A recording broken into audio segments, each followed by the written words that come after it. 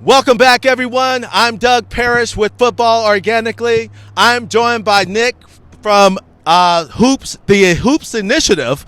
Let me get that correct. And we are here at NRG Stadium for the magnificent game and showdown between the Michigan Wolverines against the Washington Huskies.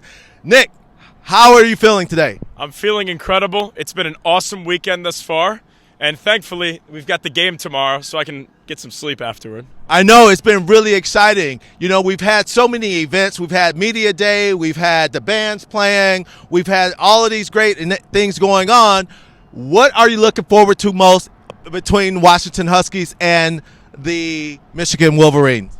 Well, really, Doug, I'm looking forward to seeing the Washington Huskies put their stamp of approval to the rest of the United States. They've been underdogs in several games. They've won a lot of very close games toward the end of the stretch. But they are undoubtedly a top 5 offense in the country, and they're also undoubtedly a top 2 team. Both of these teams are the top 2 team. The playoff did get this correct. They sure did. You know who my favorite player is?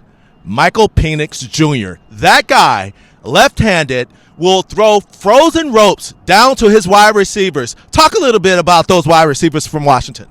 Yeah, so Washington brings an incredible skill set in the offense. You know, they've got a guy who doesn't get credit enough is Dylan Johnson.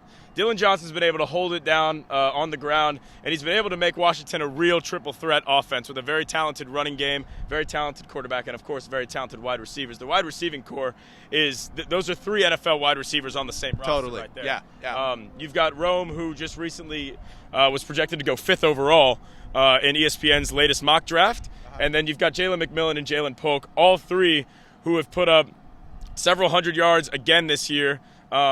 And it's a true triple threat receiving room, which is hard to come by these days in the age of the portal and NIL. So you'll see you'll see a very, very competitive attack from that offense, that's for sure. And what about the Michigan side? I mean, they have Jim Harbaugh, who's been courted by all of these NFL teams. I mean, he's got so many distractions going on. I'm sure he's just, in his hotel room right now thinking about which NFL team he's going to go to. But first, he's got to get by those Washington Huskies. Talk to me a little bit about what you see from Jim Harbaugh and the Michigan Wolverines. So with Jim Harbaugh today at his coach's press conference, he seemed very, very preoccupied. He seemed like there was a lot going on. He avoided a few questions. He even incorporated a few non sequiturs talking about Animal Planet or something of that nature. I'm sure you remember that. Yeah. He just seemed very stiff and very off and very, very distracted. Yeah. And I think once he sees a real passing attack, which he hasn't seen much in the Big Ten, the media is in the Northeast. They see Michigan and Ohio State play. When they had a good passing attack go against them in Maryland, that game came down to the last minute. Yeah. They're going to be going against the number 1 offense in the country. Yep.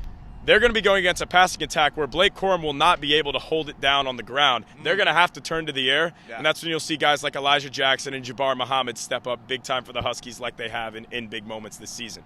Excellent, man. I don't want to take too much of your time. I know you're a busy guy. Thanks for coming in, sharing a little bit of time with us and a little bit of your knowledge. We really appreciate it, and we'll talk to you soon. All righty. Let's have a good one, guys. I'll see you.